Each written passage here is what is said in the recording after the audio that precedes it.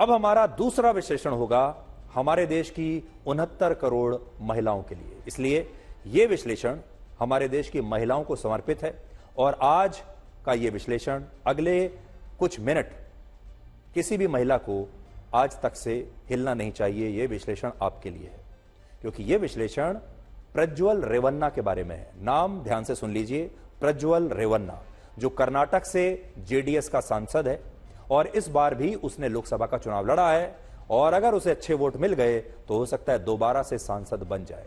लेकिन अगर यह व्यक्ति सांसद बन जाता है, चुनाव जीत लेता है और लोकसभा में बैठता है, तो यह पूरे देश के लिए कितनी खतरनाक बात होगी, महिलाओं के लिए कितनी खतरनाक बात होगी, अब वो सुनिए। क्योंकि इस पर यह आरोप है कि उसने कुछ सैकड़ों नहीं बल्कि हजारों महिलाओं का यौन शोषण किया, उनके वीडियो बनाए, उन्हें धमकाया और उन्हें ब्लैकमेल किया। और यह बहुत ही खतरनाक और गंभीर आरोप है। देश में बैठी हुई कोई भी महिला, चाहे वो किसी भी परिवार में रहती हो, किसी भी राज्य में हो, शहर में हो, गांव में हो, वो जब ये पूरी कहानी आज सुनेगी, इस हैवानियत की कहानी, तो शायद सहम जाएगी। ऐसी कहानियां आपने फिल्मों में भी नहीं सुनी होंगी, क्योंकि इस तरह के विकृत लोग जब बड़े बड़े पदों पर बैठ जाते हैं और जब उनके हाथ में ताकत आ जाती है तो वो कितने खतरनाक हो जाते हैं और तब कोई भी महिला सुरक्षित कैसे रह सकती है। और इसीलिए आज हम इस व्यक्ति की पूरी कहानी आपको बताना चाहते हैं। हो सकता है अखबारों में अभी आपने थोड़ा थोड़ा इसके बारे में पढ़ा होगा, लेकिन आज पूरी कहानी आपके सामने है और इस कहानी को हम इसलिए भी आपको बता रहे हैं ताकि आप भविष्य के लिए भी सावधान रहें। सबसे पहले आपको यह बताते हैं कि जिस प्रज्वल रेवन्ना पर हजारों महिलाओं का बलात्कार और उनका यौन शोषण करने का आरोप है, फिर उनके वीडियो बनाने का आरोप है, वो प्रज्वल रेवन्ना एक पूर्व प्रधानमंत्री के पोते, एक पूर्व मुख्यमंत्री के भतीजे और एक मौजूदा विधायक के बेटे हैं। और सोचिए, जब भारत के एक पूर्व प्रधानमंत्री के पोते पर हजारों महिलाओं के यौन शोषण का आरोप लग रहा है तो यह कितनी गंभीर बात है, यह कितनी बड़ी बात है। यह आप अंदाजा लगाइए इस बात का कि 33 वर्ष के प्रज्वल रेवन्ना पूर्व प्रधानमंत्री एच.डी. देवेगौड़ा के बड़े बेटे एच.डी. रेवन्ना के पुत्र हैं, जो पहली बार वर्ष 2019 में हासन लोकसभा सीट से सांसद बने थे और उन्होंने मैकेनिकल इंजीनियरिंग की पढ़ाई की है और वर्ष 2014 से पहले वो ऑस्ट्रेलिया में रहते थे। बड़ी बात यह है कि एक पूर्व प्रधानमंत्री का पोता ऐसी घिनौनी हरकत कर रहा है। इतने संभ्रांत परिवार से होने के बावजूद प्रज्वल रेवन्ना पर आरोप है कि उन्होंने सैकड़ों महिलाओं का बलात्कार किया, उनके अश्लील वीडियो बनाकर उन्हें ब्लैकमेल किया और वो ये सब कुछ पिछले कई वर्षों से कर रहे थे। इसका मतलब क्या है?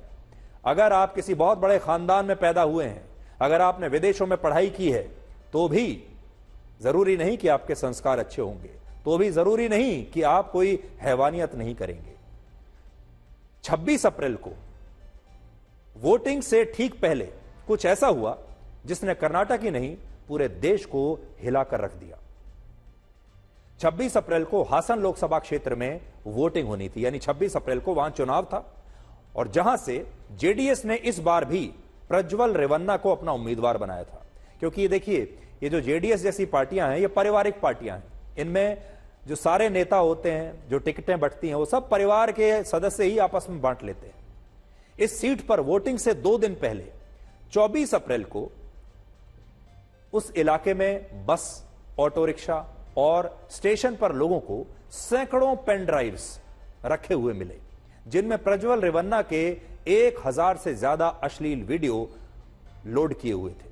तो सोचिए कि 26 तारीख को चुनाव है, 24 तारीख को बसों के अंदर लोगों को पेन ड्राइव्स रखे हुए मिले, रेलवे स्टेशन पर लोग बैठे हुए हैं, अचानक से वहां पेन ड्राइव्स पड़े हुए हैं, ऑटो रिक्शाज में पेन ड्राइव्स पड़े हुए हैं, लोगों ने उठा लिए क्योंकि पेन ड्राइव मुफ्त में मिल रहे हैं, लोगों ने ले लिए।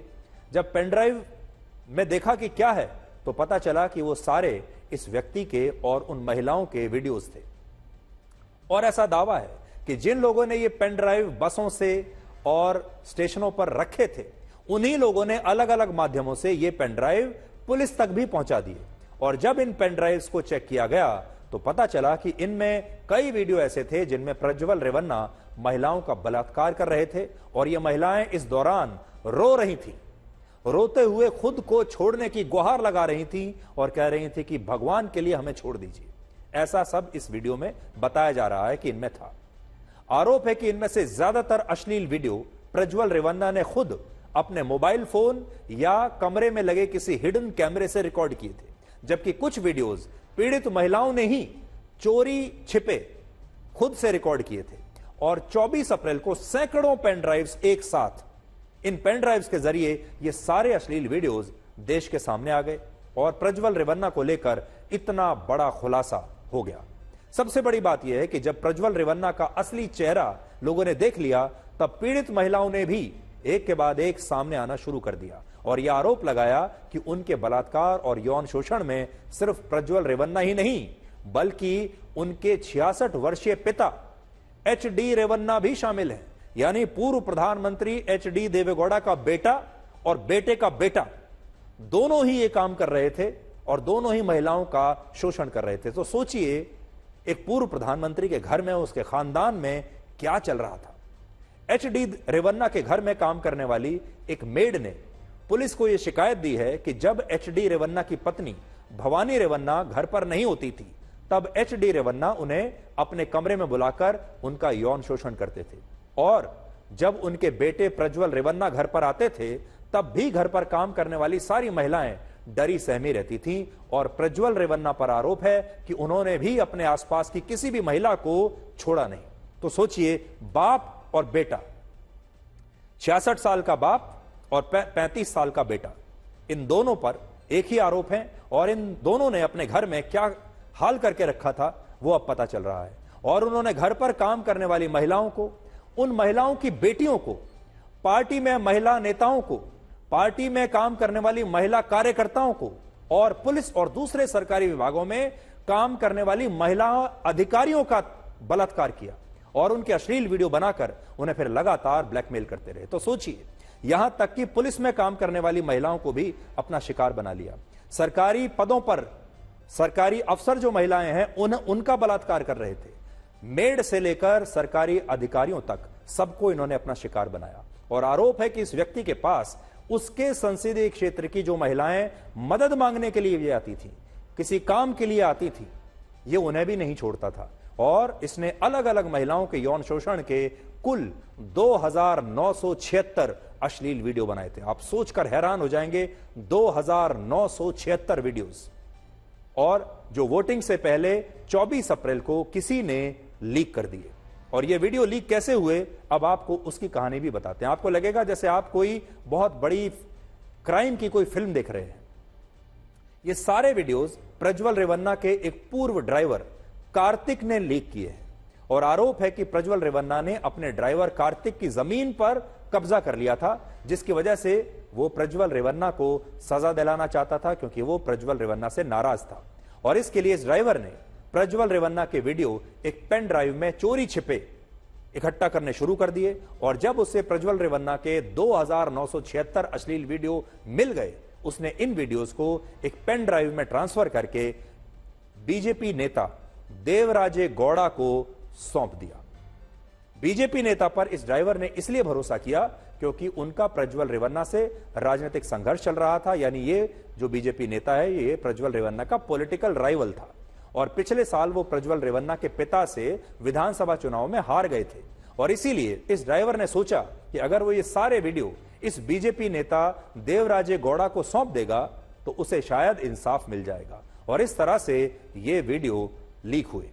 सबसे बड़ी बात यह है कि बीजेपी नेता देवराजे गौड़ा ने कर्नाटक बीजेपी के अध्यक्ष को एक चिट्ठी लिखकर यह बताया कि प्रज्वल रेवन्ना हजारों महिलाओं के बलात्कार का आरोपी है और उसके अश्लील वीडियो की एक पेन ड्राइव कर्नाटक के उप मुख्यमंत्री डी.के. शिवकुमार और उनके भाई डी.के. सुरेश को भी भेज दी गई। और यह बात 3 महीने पहले की है। और इसलिए अब यह आरोप लग रहा है कि जब डी.के. शिवकुमार के पास यह पेन ड्राइव 3 महीने पहले से थी, तो कर्नाटक की सरकार ने प्रज्वल रेवन्ना के खिलाफ अभी तक कार्रवाई क्यों नहीं की। हालांकि कांग्रेस का कहना है कि डी.के. शिवकुमार को कोई पेन ड्राइव मिली ही नहीं, वो इस बात से इनकार कर रहे हैं। और उसने इस मामले में प्रज्वल रेवन्ना को लेकर बीजेपी पर ही सवाल उठाए हैं और इस मामले की जांच के लिए एक एसआईटी का गठन कर दिया है। हालांकि गृह मंत्री अमित शाह ने कहा है कि बीजेपी मातृशक्ति के साथ है और इस मामले में प्रज्वल रेवन्ना के खिलाफ कर्नाटक की सरकार को कड़ी कार्रवाई करनी चाहिए और कड़ी कार्रवाई जरूर होगी। देखिए, श्री रेवन्ना का जो समाचार पत्रों में और चैनलों में चल रहा है वो बिल्कुल आघातजनक है। ऐसा सहन किया ही नहीं जा सकता और भारतीय जनता पार्टी का स्टैंड बहुत स्पष्ट है। हम देश की मातृशक्ति के साथ खड़े हैं, देश की नारी शक्ति के साथ खड़े हैं। नरेंद्र मोदी जी का पूरे देश को एक कमिटमेंट है कि कहीं पर भी मातृशक्ति के अपमान को सहन नहीं किया जाना है। परंतु कांग्रेस पार्टी जो हम पर आरोप लगाना चाहती है, मैं छोटी सी बात पूछना चाहता हूं, वहां सरकार किसकी है? सरकार कांग्रेस पार्टी की है। फेक वीडियो आपके ध्यान में ही होंगे क्योंकि टाइम पर रिलीज किए गए हैं। और अब तक कार्यवाही कांग्रेस पार्टी ने क्यों नहीं की? ये तो सेंट्रल गवर्नमेंट को समझना चाहिए। ये जब एक आदमी अपराध करके बाहर चले जाता है और उसके जो भी करतूत है, अगर उनको मालूम नहीं और वो भाग जाता है, तो सेंट्रल गवर्नमेंट और उनकी इंटेलिजेंस क्या काम कर रही थी? बीजेपी जो बोलती नहीं हम ऐसी पार्टी नहीं। अरे कहां, आप तो तायीद कर रहे हैं उसकी। नरेंद्र मोदी को बोलना पड़ेगा, देश के सामने बयान करना पड़ेगा। अमित शाह आ रहे हैं, अमित शाह को आकर बोलना पड़ेगा इस बारे में। क्या तुम्हारी ये मोहब्बत है भारत की खवातीन से? अगर कोई मुसलमान होता तो अब तक यूएपीए लग जाता, एनआईए आ जाती। और क्या बोलते उस पे? ये लव जिहाद है बोलते ना, ये लव जिहाद है। ये क्या कर रहा है? ये तो अरे वीडियो रिकॉर्डिंग कर रहा है। अरे क्या बोलूं उसको? जेडीएस ने प्रज्वल रेवन्ना को पार्टी से सस्पेंड कर दिया है और उनके चाचा एचडी कुमारस्वामी ने कहा है कि लोगों को अपने बुरे काम का नतीजा भुगतना पड़ता है और प्रज्वल रेवन्ना को भी ऐसा करना ही होगा। This is the manipulation of Congress to diminish, destroy the image of the family. Here, the way in which the Congress friends, they are alleging towards our family. You can see it. What is the role of Devegowda ji, or what is the role of myself in this incident? We are not responsible for all those things. That is individual issue of Prajwal Revanna. Okay, you discuss. Prajwal Revanna? No, I am not in contact with him. I have no contact with him.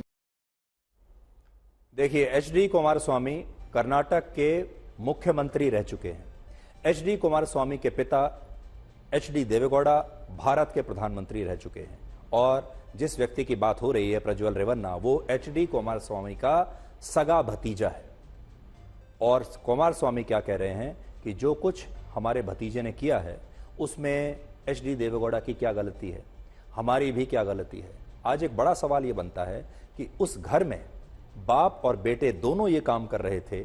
ऐसा कैसे हो सकता है कि किसी को पता ना चला हो, कि परिवार के किसी और व्यक्ति को इसके बारे में अभी तक भनक ना लगी हो, जबकि प्रज्वल रेवन्ना 3000 वीडियो बना चुका है। मतलब कई वर्षों से ये काम कर रहा होगा। 3000 वीडियो बनाने में भी आप सोचिए, अगर उसने हर रोज एक वीडियो भी बनाया हो तो साल में 365 दिन ही होते हैं, उसमें भी अब आप सोचिए कि कितने साल लगे होंगे। एचडी कुमारस्वामी ने अपने भतीजे प्रज्वल रेवन्ना का शायद इसलिए भी बचाव नहीं किया क्योंकि एचडी कुमारस्वामी और उनके भाई यानी प्रज्वल रेवन्ना के पिता एचडी रेवन्ना के बीच जेडीएस में वर्चस्व की लड़ाई पिछले कई वर्षों से चली आ रही है। यानी जेडीएस में भी आपस में दोनों भाइयों के बीच संघर्ष चल रहा है, दोनों की आपस में बनती नहीं है। एचडी रेवन्ना एचडी कुमारस्वामी से 3 साल बड़े हैं, लेकिन इसके बावजूद एचडी देवेगौड़ा की जेडीएस में एचडी कुमारस्वामी को ज्यादा प्राथमिकता मिलती है और जेडीएस की सरकार में मुख्यमंत्री भी वही बने थे। और यही वजह है कि इस पूरे राजनीतिक घटनाक्रम में एचडी कुमारस्वामी ये कह रहे हैं कि जो जैसा बोएगा वो वैसा काटेगा, और एचडी रेवन्ना ये कह रहे हैं कि वो किसी जांच से नहीं डरते, और वो ये भी कह रहे हैं कि ये वीडियो 4-5 साल पुराने हैं। अब बताइए ये क्या लॉजिक है कि 4-5 साल पुराने हैं? प्रज्वल रेवन्ना समाज में विकृत मानसिकता और राजनीति में परिवारवाद का सबसे बड़ा पोस्टर बॉय बन गया है। पूर्व प्रधानमंत्री एचडी देवेगौड़ा के परिवार के कुल सदस्य इस समय सक्रिय राजनीति में देखिए कौन कौन है। इनमें उनके बड़े बेटे एचडी रेवन्ना विधायक हैं, एचडी कुमारस्वामी पूर्व मुख्यमंत्री हैं, एचडी रेवन्ना की पत्नी भवानी रेवन्ना पूर्व जिला पंचायत की सदस्य हैं, उनके बेटे प्रज्वल रेवन्ना सांसद हैं और सूरज रेवन्ना विधान परिषद के सदस्य हैं। इसी तरह एचडी कुमारस्वामी के बेटे निखिल कुमारस्वामी लोकसभा और विधानसभा का चुनाव लड़ चुके हैं, लेकिन वो हार गए और उनकी पत्नी अनीता कुमारस्वामी 2 बार विधायक रह चुकी हैं। इससे आप इस परिवार के परिवारवाद को भी समझ सकते हैं, यानी पूरा जो परिवार है, असल में जेडीएस पार्टी ये पूरा परिवार ही है। पार्टी क्या है? सिर्फ एक परिवार की पार्टी है जिसमें सारी टिकटें, सारे महत्वपूर्ण पद परिवार के लोगों को मिलते हैं। और फिर इतनी शक्ति हासिल करने के बाद ये लोग क्या करते हैं, ये अभी आपने देख लिया। प्रज्वल रेवन्ना हासन में वोटिंग के अगले ही दिन 27 अप्रैल को भारत छोड़कर भाग गया और ऐसा कहा जा रहा है कि इस समय वो जर्मनी में हो सकते हैं। आज हम यही कहना चाहेंगे कि प्रज्वल रेवन्ना अगर बेकसूर है, अगर उसे लगता है कि उस पर यह आरोप गलत लगे हैं, तो उसे तुरंत भारत लौट आना चाहिए। जो भी कानूनी कार्रवाई उसके खिलाफ है उसका सामना करना चाहिए और अदालत में अपना यह मामला लड़ना चाहिए। सबसे बड़ी बात यह है कि वो इस देश की 70 करोड़ महिलाओं की अदालत में इस समय सबसे बड़े गुनाहगार के तौर पर खड़े हैं और उन्हें वापस आना चाहिए और अपने खिलाफ लग रहे आरोपों का सामना करना चाहिए। हो सकता है कि यह पूरा मामला राजनीतिक हो, क्योंकि पेन ड्राइव में जितने वीडियोस अभी तक देखे गए हैं, यह नहीं कहा जा सकता कि ये वीडियोस कहां से आए उस पेन ड्राइव में। क्या ये सारे वीडियो इस व्यक्ति ने अपने मोबाइल फोन से ही बनाए हैं? क्या ये सारे वीडियो उसने खुद शूट किए हैं? ये सारे वीडियोस कहां से आए हैं, ये तो इनकी पूरी जांच करके पता चलेगा।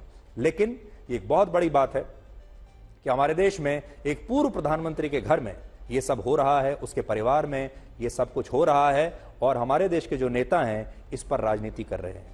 कर्नाटक की सरकार से, कांग्रेस से हम यही कहना चाहेंगे कि अगर किसी राज्य में किसी महिला का बलात्कार होता है, कोई और लॉ एंड ऑर्डर की प्रॉब्लम होती है, तो ये उस राज्य की सरकार की जिम्मेदारी होती है, उस राज्य की पुलिस की जिम्मेदारी होती है।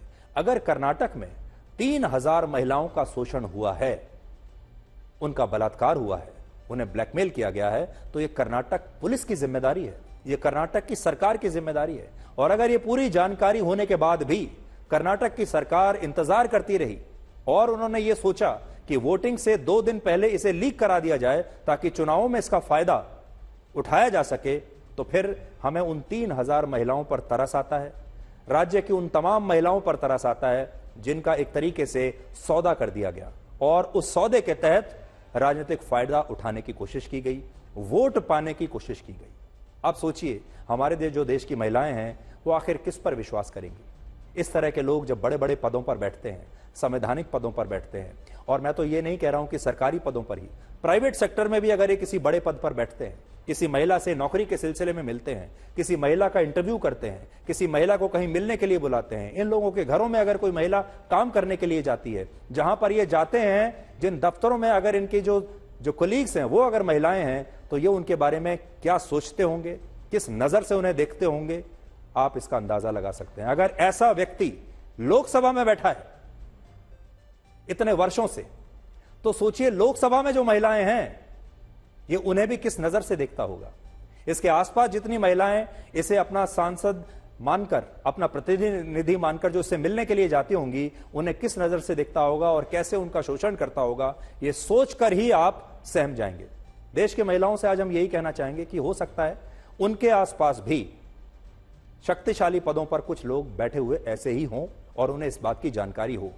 आपसे बस इतना कहेंगे कि आप इंतजार मत कीजिए किसी का, आप तुरंत ऐसे लोगों का जो है उनका जो चेहरा है वो समाज के सामने और सरकार के सामने, पुलिस के सामने उजागर कीजिए, क्योंकि इस मामले में ये जो महिलाएं हैं वर्षों तक इन्होंने सिर्फ इंतजार किया, ये डरी हुई थी, वरना इतने वर्षों तक ये लड़का, ये आदमी इतनी महिलाओं का शोषण नहीं कर पाता। इसलिए जागने का समय है, अपनी ताकत पहचानने का समय है। अगर आपके आसपास भी कोई ऐसा कर रहा है तो आपको तुरंत उसके खिलाफ आवाज जरूर उठानी चाहिए।